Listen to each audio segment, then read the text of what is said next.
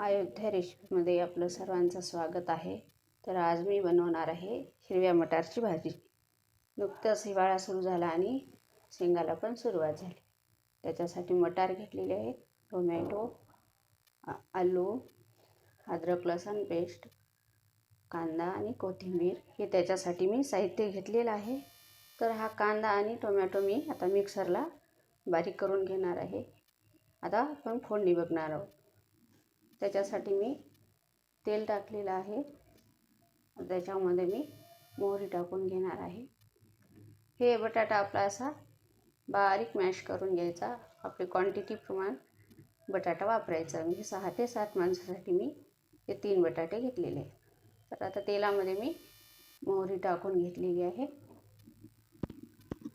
अगदी छान अशी लागणारी ही भाजी. अद्रक लसूण पेस्ट टाकून घेतली त्याच्यामध्ये. नंतर मी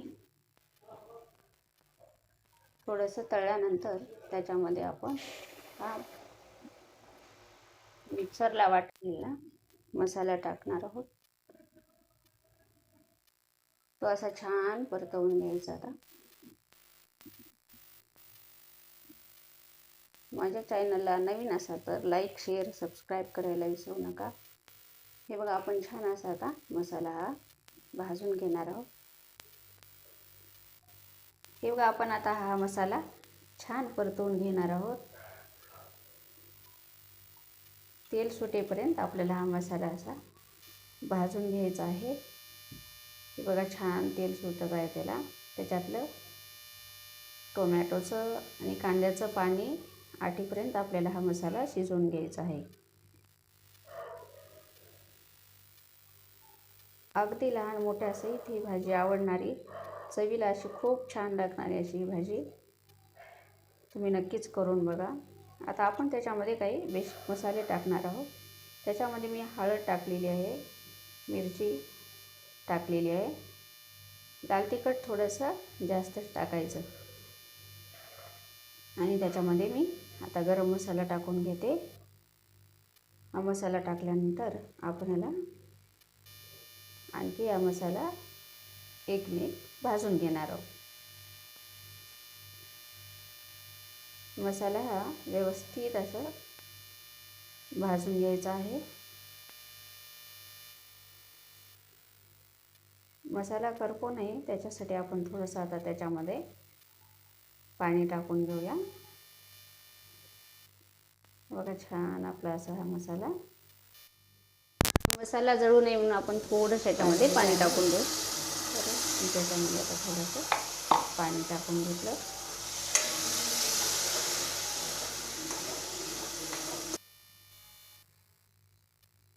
आता आपण त्याच्यामध्ये मटार टाकून घेऊ. मटार असे छान मिक्स करून घ्यायचे.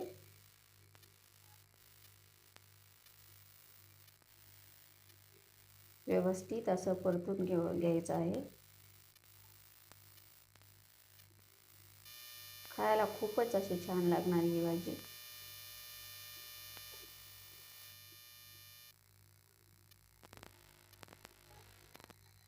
आता त्याच्यामध्ये थोडंसं मी पाणी टाकून घेत आहे आणि थोडंसं मीठ टाकायचं.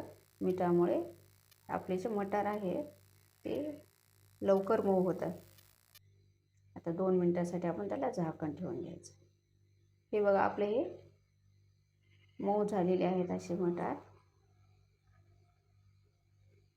छान. आता मी त्याच्यामध्ये बटाटा टाकत आहे. बटाट्यामुळे ग्रेव्ही अशी घट्टसर बनते आणि थोडे जर मटार कमी असतील तर ते आपल्याला पुरेशी अशी भाजी बटाट्यामुळे होऊ शकते.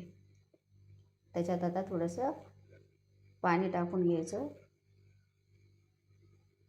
आपल्याला पुरेसं असं पाणी टाकून घ्यायचं. त्याच्यामध्ये पाणी टाकून छान व्यवस्थित मिक्स करून घ्यायचं. हे बघा, छान असं आपलं हे घट्टसर हे भाजी आपली